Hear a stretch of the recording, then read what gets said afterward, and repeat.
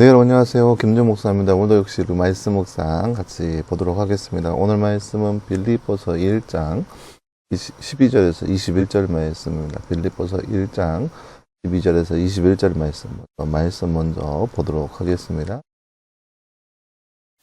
형제들아, 내게 일어난 일이 오히려 복음의 진보가 된 것을 너희가 알기를 원한다. 내가 사슬에 매인 것이 온 경호대와 나머지 모든 사람들에게 그리스도 안에서 분명히 드러나게 되어 많은 형제들이 나의 매임을 인하여 주님을 신뢰함으로 더욱 겁없이 담대히 말씀을 전하였다. 어떤 이들은 시기와 다툼으로 또 어떤 이들은 좋은 뜻으로 그리스도를 전파하니 이들은 내가 복음을 변증하기 위해 세워졌다는 것을 알므로 사랑으로 전파하지만 다른 이들은 나의 매임과 괴로움을 더할 것으로 생각하여 순전치 못하게 다툼으로 그리스도를 전파한다. 내가 무엇이냐, 가식으로 하든 참으로 하든 무슨 방법으로 하든지 그리스도께서 전파되고 있으니 내가 이것 때문에 기뻐한다. 또 기뻐할 것이다. 나는 이것이 너희의 간구와 예수 그리스도의 영의 도우심으로 말미암아 나를 구원에 이르게 할 줄로 안다. 나의 간절한 기도와 소망을 따라 내가 아무 일에도 부끄러워하지 않고 항상 그러하듯이 지금도 온전히 담대하여 원하는 것은 살든지 죽든지 내 몸에서 그리스도께서 존귀하게 되시는 것이니 이는 내게 사는 것이 그리스도니 죽는 것도 유익하기 때문이다. 아멘. 네, 사랑하는 여러분, 오늘 말씀은 우리가 지난 시간에 이어서 빌립보 교회에 편지를 보내고 있는 바울의 모습을 함께 볼 수 있습니다. 바울이 빌립보 교회에 편지를 쓰면서 염려하는 바 중에 하나가 교회 안에 들어온 다른 생각으로 인한 그런 것 때문에였었는데요. 그렇다 보니까 사람들이 걱정하는 바는 또 바울이 또 걱정하는 바는 이게 사람들이 바울이 감옥에 들어간 거에 대해서 달리 생각하는 경우도 없지 않아 있다라는 거죠. 왜냐, 말 그대로 바울이 여러 지역을 다니면서 교회를 지었고 또 복음을 전하고 있는데 바울이 감옥에 들어갔다는 소식은 그 말 그대로 바울이 정말 올바른 사람인가라고 하는 의문을 던질 수 있기 때문인 거예요. 그렇기 때문에 교회 안에 이 바울이 감옥에 들어갔다는 소식이 굉장히 큰 파장을 일으켰다라고 하는 거죠. 빌립보 교회는 마찬가지죠. 그렇기 때문에 바울은 그것을 염려하여서 교회에 편지를 써서 보내기를 이렇게 빌립보서라고 하는 편지를 써서 빌립보 교인에게 편지를 쓰고 있습니다. 그래서 오늘 말씀을 어찌 보면은 바울이 감옥된 거에 대해서 과연 그것이 어떠한 시점으로 바라봐야 되는지 뜻을 보여주고 있는 그런 말씀이라 할 수 있겠죠. 1절 말씀에 이렇게 나와 있죠. 내게 일어난 일이라는 것은 감옥에 갇혀있는 지금의 상황, 오히려 복음의 진보가 된 것을 너희가 알기를 원한다라고 하는 거예요. 그러니까 감옥에 갇혀있는 바울의 모습이 오히려 복음이 막혀져 있는 것이 아니라 복음의 진보를 이룬다라는 거예요. 그러니까 사람들이 바울이 잡혀갔으니까 흔히 쉽게 하는 생각은 뭐냐, 이제 복음은 절단되었다라고 생각하는 거예요. 왜? 바울이 갇혀져 있으니까.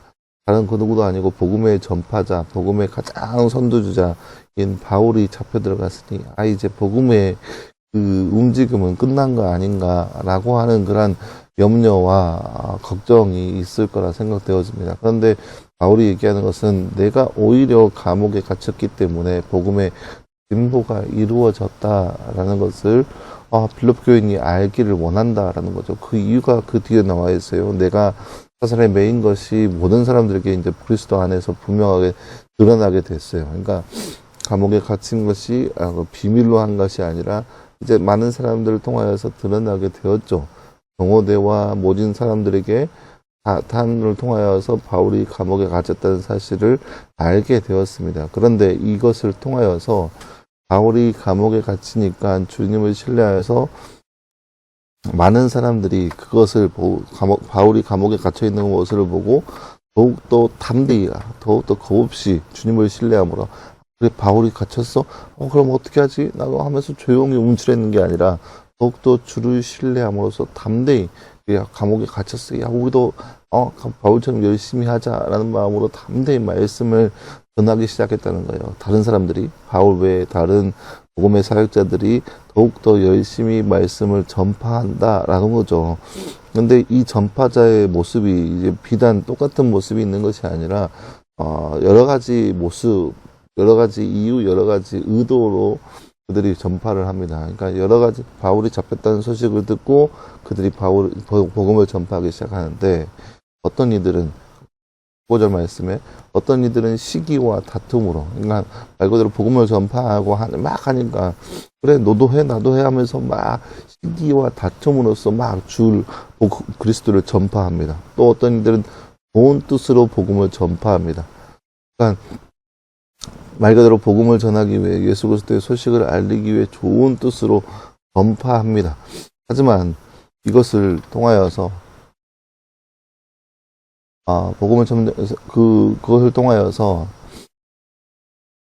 다른 사람들은 17절 말씀에 나와 있어요. 이렇게 나와 있어요. 나의 매임에 그러니까 감옥에 갇혀 있는 것을 괴로움을 더할 것으로 생각하여서 순전치 못하게 다툼으로써 그리스도를 전파하기도 한다라는 거죠. 그러니까 바울이 갇혀져 있는 모습을 보면서 이게 바울을 더 괴롭히기 위해서 바울에게 더 괴롭게 하기 위해서 다른 뜻으로 다툼으로 그리스도를 전파하는 경우도 있다라고 하는 거예요. 잘 생각해 보면은 어찌 보면은 이게 복음이라는 것이 좋은 뜻으로 전파되어야 하죠. 복음이라는 건 당연히 좋은 뜻, 어떻게 해요? 하나님의 나라와 왕국이 확장되고 건설되는 것을 바라는 거. 이게 보면 어찌 보면 복음 전파의 가장 유일한 이유이겠죠. 그리고 많은 이들이 그리스도를 알게 됨으로 천국의 백성이 되는 것을 바라는 마음, 그런 마음으로 우리가 복음을 전파하는 거, 이것은 지극히 당연한 모습이라 할 수 있겠죠. 근데 바울이 감옥에 갇히니까 일어난 모습 중에 하나가 많은 사람들이 바울이 감옥에 갇힌 모습을 보면서 복음을 전파하기 시작하는데 좋은 뜻으로 하는 사람만 있는 게 아니라 다툼으로 시기함으로 복음 전하는 사람들도 몇몇 있다라는 거예요. 바울이 감옥에 갇히니까 그래. 야, 바울이 갇혔으니까 바울이 전파한 그 지역, 바울의 세력들을 우리가 잡아먹자 하는 마음으로 바울과 시기하고 다툼으로써 바울보다 내가 뛰어난 사람이다라는 것을 보여주기 위해서 복음을 전파하는 사람들이 또 몇몇 생겼다라는 거죠. 그러니까 바울이 주춤하니까, 바울이 복음 전파자로서 가장 위대한 사람 바울이 이제 감옥에 잡혀가니까 이제 바울의 시대는 끝났다. 이제 우리의 시대다라고 하면서 다툼으로써 복음을 전파하는 사람들도 역시 생겼다라고 하는 거죠. 그러면 무엇이겠어요? 19절 말씀, 18절 말씀 이렇게 나왔죠. 그럼 무엇이냐? 가식으로 하든지 참으로 하든지 무슨 방법으로 하든지 그리스도께서 전파되고 있으니 바울은 그것이 기뻐한다라고 하는 거예요. 그러니까 어떠한 이유든 간에 바울이 감옥에 갇힘을 통하여서 여러 사람들이 바울의 갇힘을 보고서 복음을 전파하기 더 열심히 전파하기 시작했다는 거예요. 어떤 사람들은 바울을 향하여서 시기와 다툼으로, 또 어떤 사람들은 좋은 뜻으로 오히려 바울이 감옥에 갇혀 있는 것을 보면서 머물러 있고 침체되어 있는 것이 아니라 전파되는 사람들이 더욱더 생겨나고 있다라고 하는 거죠. 바울은 그런 모습을 보면서 괜찮다. 걔네들이 어떠한 모습으로 어떠한 생각으로 복음을 전파하든 간에 복음이 전파되면 그만 아니야. 그러니까 나는 그 복음이 전파되는 그것만으로도 나는 기쁘고 즐겁다라고 얘기하는 거죠. 그 이유가 뭐냐? 19절 말씀에 나는 이것이 너희의 간구와 그리스도의 영의 도우심으로 말미암아 나를 구원에 이르게 할 줄로 안다는 거죠. 그러니까 바울이 감옥에 갇힌 것을 통하여서 그것마저 사용하여서 예수님께서 그것 역시도 사용하여 주셔서 바울을 통하여서 복음이 전파된 일에 사용되는 그러한 통로의 역할을 했다라고 바울은 믿고 있는 거예요. 그러면서 고백하죠. 우리가 잘 알고 있는 20절 말씀을 고백합니다. 나의 간절한 기대와 소망을 따라서 내가 아무 일에도 부끄러워하지 않고 항상 그러하듯이 지금도 온전히 담대하여 원하는 것은, 바울이 지금 간절히 지금도 역시 마찬가지로 간절히 바르고 원하는 것은 내가 살든지 죽든지 내 몸에서 그리스도께서 존귀하게 되는 것을 바라고 원한다라고 하는 거죠. 그러하기 때문에 내가 살든지 죽든지 모든 것이 다 그리스도인이 죽는 것도 유익하다라고 얘기하는 거예요. 그러니까 바울이 감옥에 갇혀 있는 것을 통하여서 많은 사람들이 염려하면서 복음이 멈추지 않았냐. 이제 말 그대로 개신교, 기독교는 이제 더 이상 주춤하는 그런 시대, 이제 하락세 아닌가라고 하는 염려와 바울이 과연 감옥에 갇힘을 통하여서 우리가 믿는 이 복음이 과연 맞나라고 하는 그런 갈등과 여러 가지 혼돈의 상황 가운데 있지만 바울이 얘기하는 바는 뭐냐?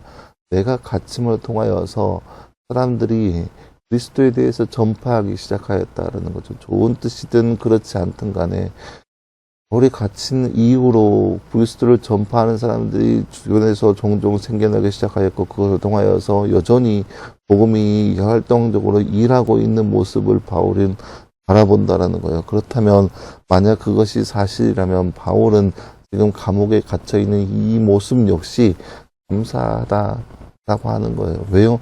바울이 감옥에 갇혀서 사람들이 그렇게 복음 전파하는 일에 더욱더 매진하여서 활동하고 있기 때문에 바울의 갇힌 것 역시 하나님께서 예수님께서 놀랍게 사용하셔서 더욱더 그리스도가 드러나게 되는 그 역할을 감당한다면 바울은 지금 현재 감옥에 갇혀 있는 그 모습 역시 감사하고 기뻐할 수밖에 없다라고 하는 거죠.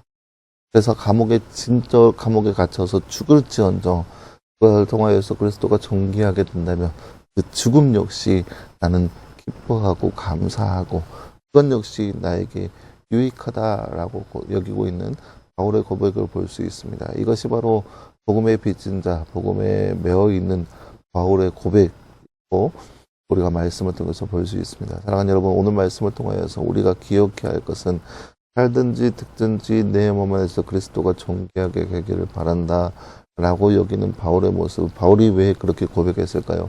바울은 다른 게 아니에요. 바울에 있어서 가장 최고의 가치는 복음에 있었기 때문이에요. 바울이 감옥에 갇혀 있었다. 그래도 바울이 현상을 보면서 내가 왜 감옥에 갇혀야 되냐? 더 복음을 위해서 내가 전해야 되고 내가 나서야 되고 내가 일해야 되는데 내가 지금 갇혀져 있는 게 도대체 무슨 상황이냐라고 하면서 현재 자신의 상황만 바라보는 것이 아니라 내가 감옥에 갇히니까 다른 사람들이 더 열심히 복음 전하기 시작하네. 나를 바울을 시기하여서 다툼으로써 복음을 전하기 시작하네. 그럼 괜찮다. 내가 감옥에 있는 것도 오히려 유익하다.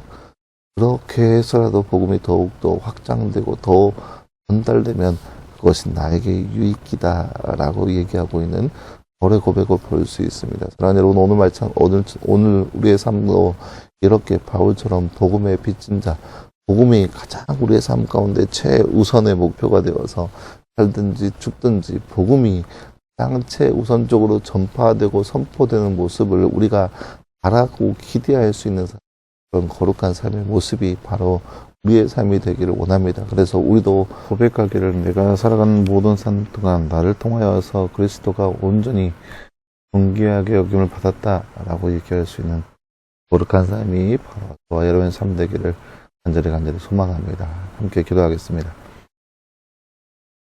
하나님 감사합니다. 주님, 오늘 말씀을 통하여 감옥에 갇힌 바울의 모습이지만 그 모습을 통하여서 그리스도가 전파되는 모습에 감사하고 있는 바울의 모습을 함께 살펴보았습니다. 이처럼 우리의 삶 가운데 우리를 통하여서 놀랍게 존귀받으실 예수님만 우리가 기대하게 하시고, 그래서 살든지 죽든지 오직 모든 것들이 주님께 달려있음을 고백하며 살아갈 수 있는 우리의 삶 될 수 있도록 우리 가운데 함께하여 주옵소서. 너무 감사드리며 살아계신 예수님의 이름으로 기도하였습니다. 아멘. 네, 사랑하는 여러분 감사합니다. 오늘 하루도 늘 말씀하여서 승리할 수 있는 저와 여러분 되기를 간절히 소망합니다. 수고했고요. 내일도 역시 우리 말씀 묵상으로 같이 보도록 하겠습니다. 수고했습니다.